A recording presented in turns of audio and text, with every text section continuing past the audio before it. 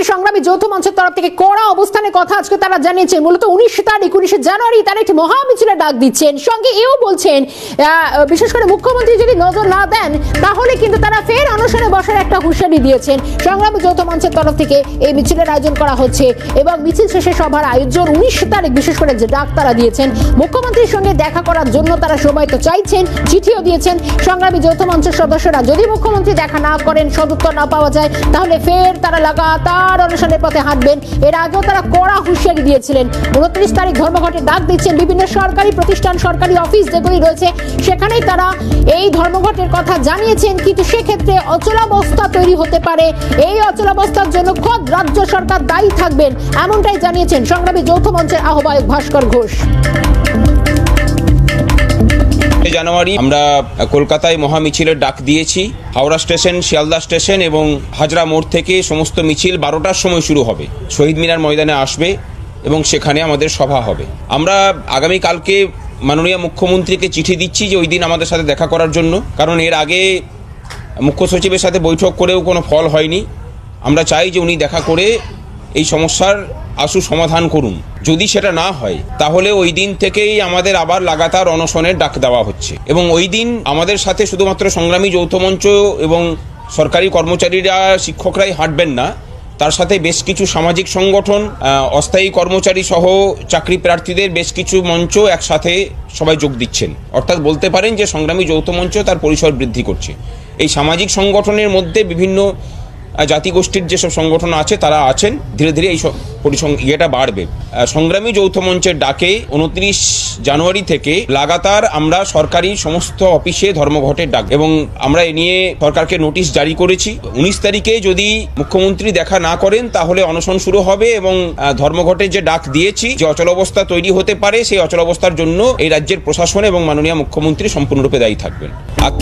ভাস্কর ঘোষের বক্তব্য শুনলাম। টেলিফোন লাইনে রয়েছেন আমাদের প্রতিনিধি প্রীতিশ বন্দ্যোপাধ্যায়। প্রীতিশ, হুঁশিয়ারি তো আগেই দিয়েছিলেন, আগের বছর থেকে সেই কড়া হুঁশিয়ারি, সেই অবস্থানের কথা আজ আরো একবার স্পষ্ট করলেন, যেখানে ফের তারা লাগাতার অনশনেও বসবেন এবং সব থেকে বড় কথা একটা অচলাবস্থা তৈরি হতে পারে ধর্মঘটে, তারও একটা হুঁশিয়ারি দিয়ে রাখলেন সংগ্রামী যৌথ মঞ্চের সদস্যরা। প্রীতিশ, দেখো, সংগ্রামী যৌথ মঞ্চ তারা কিন্তু কোনোভাবেই অনশন, আমরণ অনশনের দিকে অথবা লাগাতার কর্মবিরতির দিকে তারা হাঁটতে চাইছেন না। তারা যেটা বারংবার বলছেন যে রাজ্যের মুখ্যমন্ত্রী মমতা বন্দ্যোপাধ্যায় তাদের সঙ্গে অন্তত একবার কথা বলুন, এবং এই দাবিটা কিন্তু যথেষ্টই যুক্তিযুক্ত।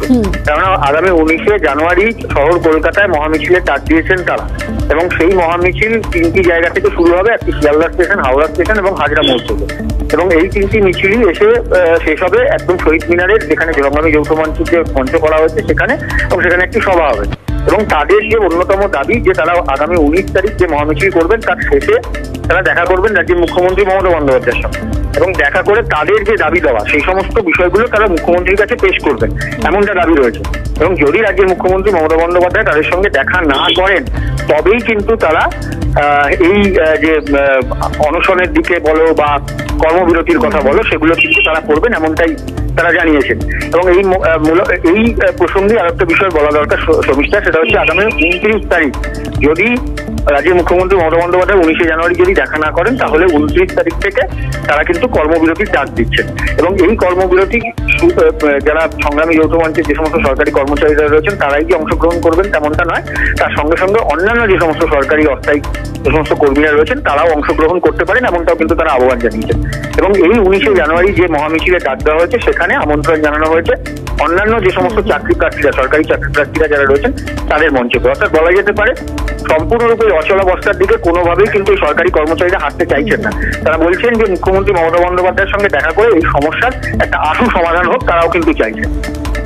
প্রীতিশ, আমার সঙ্গে অবশ্যই এই গোটা বিষয় তোমার সঙ্গে আমরা কথা বললাম। ধন্যবাদ জানাই। প্রীতিশ বন্দ্যোপাধ্যায় ছিলেন আমার সঙ্গে। তৃণমূল সাংসদ ডক্টর শান্তনী সেন রয়েছেন আমার সঙ্গে। ডক্টর সেন, আরো একবার স্বাগত জানাই আপনাকে ক্যালকাটা নিউজে। সংগ্রামী যৌথ মঞ্চের তরফ থেকে আজ আরো একবার একটা হুঁশিয়ারি দেওয়া হলো। 19 তারিখ তারা মহামিছিল করবেন, 29 তারিখ তারা ফের ধর্মঘটের পথে যাচ্ছেন। সমস্ত সরকারি অফিস কার্যালয় তারা অচলাবস্থার একটা হুঁশিয়ারি দিয়ে রাখছেন। বারবার বলা হচ্ছে বিহারে যে সরকার যেভাবে পদক্ষেপ নিচ্ছে রাজ্য সরকার কেন টনক নড়ছে না, একটা কড়া হুঁশিয়ারির পথে হাঁটতে চাইছেন। কিভাবে দেখছেন গোটা বিষয়টাকে? দেখুন, ইতিমধ্যে এটা প্রমাণিত যে আন্দোলনের নামে যারা এসব করছেন তারা বিরোধীদের দ্বারা প্ররোচিত হয়ে এই কাজ করছেন, এবং তাদের কারা মদত দিচ্ছে সেটাও আমরা জানতে পারছি, বারবার সবাই জানতে পারছে। এবং যারা তাদেরকে আইনের দিকে ঠেলে দিয়ে জলঘোলা করে রাখছে তাদের মধ্যে কেউ কেউ নিজেদের পকেট ভরছেন। আমি আবার বলবো যে এই ধরনের বিরোধীদের প্রদর্শনের পা না দিয়ে সরকারকে সহযোগিতা করুন, রাজ্য সরকার আপনাদের সমস্যার সমাধান করে দেবে। মুখ্যমন্ত্রীর কাছে আবেদন করতেই পারেন, তিনি দেখা করবেন কিনা সেটা তার প্রেরোগেটিভ, কিন্তু আপনি যদি আইন শৃঙ্খলা হাতে তুলে নেওয়ার ভয় দেখান সেক্ষেত্রে প্রশাসনের মতো কাজ করবে, এটা মাথায় রাখার প্রয়োজন আছে। আর একটা কথা আমি আবার বলছি, সরকারের পাশে থাকুন। আর কর্মবিরতি কর্মনাশা বাংলা 34 বছর বাংলা দেখেছে। মমতা বন্দ্যোপাধ্যায় মুখ্যমন্ত্রী হয়ে বাংলার এই কর্মবিরতি হরতাল ধর্মঘট বন্ধ করেছে বলেই কেন্দ্রের অসহযোগিতা সত্ত্বেও বাংলা এতটা এগোতে পেরেছে। সুতরাং বাংলার মানুষ কর্মনাশা বাংলা হরতাল ধর্মঘট আর দেখতে চায় না। অনেক ধন্যবাদ জানাই সঙ্গে থাকার জন্য। তৃণমূল সাংসদ ডক্টর শান্তনু সেনের সঙ্গে কথা বলছিলাম। কিছুক্ষণ আগে সংগ্রামী যৌথ মঞ্চের তরফ থেকে আজ একটি সাংবাদিক বৈঠক করা হয় এবং ইতিমধ্যেই রাজ্য সরকারের বারবার তারা এর আগেও নবান্নের সামনে ধর্নায় বসেছেন এবং আদালতের নির্দেশে সে ধর্নায় বসেছিলেন, কিন্তু তারপরও এখনো পর্যন্ত সরকার তাদের দিকে ফিরেও তাকাচ্ছে না। এবং যে এই মুহূর্তে আমরা টেলিফোন লাইনে যোগাযোগ করতে পেরেছি সিপিএম নেতা সুজন চক্রবর্তীর সঙ্গে। সুজনবাবু, স্বাগত জানাই ক্যালকাটা নিউজে। এর আগে তো নবান্নের সামনেও তারা ধর্নায় বসেন, কিন্তু তাতেও কিছু হলো না। এই মুহূর্তে দাঁড়িয়ে তারা বারবার বলছেন তারা কোনো রকম অচলাবস্থার পথে হাঁটতে চাইছেন না, কিন্তু সরকার যদি না তাকায় তারা বিহারের প্রসঙ্গ টেনে আনছেন, কিন্তু এখনো তাদেরকে এইভাবে আন্দোলনের পথেই থাকতে হচ্ছে। একটা অচলাবস্থা হুঁশিয়ারি দেওয়া হচ্ছে। হ্যাঁ, দেখুন, সংগ্রামী যৌথ মঞ্চ তারা যা মনে করেছেন তারা সেইভাবে নিজেদের মধ্যে আলাপ আলোচনা করে আন্দোলনের কর্মসূচি নিয়েছেন। সেটা তো আমার মতামতের ব্যাপার খুব নয়, কিন্তু ওদের দাবিগুলো তো একদমই ন্যায্য। আমি যদি বুঝতাম যে রাজ্য খুব সংকটে আছে, মুখ্যমন্ত্রীর হাব ভাব চাল চলন কাজকর্ম, 2700 কোটি টাকা তৃণমূলের নেতার বিদেশে চলে গেল, 10-12 হাজার কোটি টাকা এখন সিবিআই না ইডি বলছে। আমি প্রথম দিন থেকে বলছিলাম অন্তত 15,000 কোটি টাকা রেশন দুর্নীতি। একেবারে কোটি কোটি টাকা লুট হচ্ছে আমাদের প্রত্যেকটি ক্ষেত্রে, শিক্ষাক্ষেত্র থেকে শুরু করে অন্য প্রতিটি ক্ষেত্রে। যদি সবের লুট চলে তাহলে যার যার অধিকার এবং দাবি সেগুলো অপূর্ণ থাকবে কেন? গোটা ভারতবর্ষে যেটা চলবে, মানুষের স্বার্থের প্রসঙ্গগুলো এর রাজ্যে বাদ যাবে, কেননা সব লুট করতে চলে যাচ্ছে, লুট করতে চলে যাচ্ছে। তৃণমূলের নেতা সরকারি পদে থাকুক না থাকুক বেআইনি সম্পদের অধিকারী আর কন্ট্রাকচুয়াল ওয়ার্কার, তাদের কথা কেউ ভাবতে রাজি না, দিয়ে দেওয়ার কথা ভাবতে রাজি না। 100 দিনের কাজ চুরি হয়ে চলে যাবে, এ কখনো মেনে নেওয়া যায় নাকি?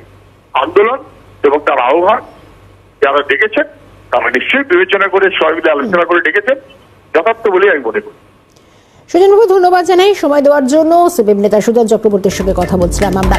তবে এই মুহূর্তে যে বিষয়টি আরো একবার জানাবো আপনাদের, মূলত সংগ্রামী যৌথ মঞ্চের আহ্বায়ক ভাস্কর ঘোষ তিনি গোটা বিষয়টা স্পষ্ট করেছেন। তাদের পরবর্তী একটা কর্মসূচির কথা জানিয়েছেন। তারা 19 তারিখ মহা মিছিলের ডাক দিচ্ছেন, সঙ্গে এও যোগ করছেন 29 তারিখ, ঠিক তার 10 দিন পর, অর্থাৎ 19 তারিখের পর 10 দিন পর তারা বিভিন্ন সরকারি প্রতিষ্ঠান, বিভিন্ন সরকারি অফিস, সেখানে ধর্মঘটের কথা বলছেন এবং তারা ধর্মঘটে যেতে চাইছেন না, কিন্তু সরকার তাদেরকে বাধ্য করছেন বলে বারবার তারা কড়া হুঁশিয়ারি দিচ্ছেন। লাগাতার অনশনের একটা হুমকির কথাও তারা বলছেন, অর্থাৎ তারা যে তাদের অবস্থান থেকে স্পষ্ট হচ্ছেন না, ক্রমশ বিভিন্ন বিষয় তারা স্পষ্ট করছেন। বিজেপি নেতা রাহুল সিনহা রয়েছেন আমার সঙ্গে টেলিফোন লাইনে। রাহুল, স্বাগত জানাই ক্যালকাটা নিউজে। সরকার তাদের প্রতি দেখছেন না, দৃষ্টি দিচ্ছে না, বারবার এর আগেও নবান্নের সামনেও আন্দোলনে বসলেন তারা, কিন্তু এই মুহূর্তে তারা 19 তারিখ মহামিছিল, 29 তারিখ ধর্মঘটের কথা বলছেন, কিন্তু তারা চাইছেন না, কিন্তু ধর্মঘটের পথে যেতে বাধ্য হচ্ছেন, এমনটাই বলছেন ভাস্কর ঘোষরা। কিভাবে দেখছেন? আমি মনে করি অনেক হয়েছে, সেই কারণে মুখ্যমন্ত্রীর উচিত অবিলম্বে এদের সঙ্গে দেখা করে এদের সাথে কথাবার্তা বলে পুরো বিষয়টা শোনা। একটা বিষয়কে নিয়ে এতদিন ধরে যদি এইভাবে চলতে থাকে, এটা রাজ্যের পক্ষেও খারাপ, রাজ্যবাসীর পক্ষেও শুভ না, অন্যান্য রাজ্যরাও তো দেখে হাসে। সেই কারণে আমি মনে করি যে অতদূর আন্দোলনে যাওয়ার দরকারই হবে না যদি মুখ্যমন্ত্রী হস্তক্ষেপ করে, যদি তিনি এই বিষয়টা সহানুভূতির সাথে বিবেচনা করে এর সমাধান করে দেন, তাহলে আমার মনে হয় যে একটা সমাধান সূত্র পাওয়া যাবে এবং এই শান্তি বিরাজ হবে, আর এতে কোনো ধর্মঘট বা অন্য কোনো কিছুর দিকে কাউকেই যেতে হবে।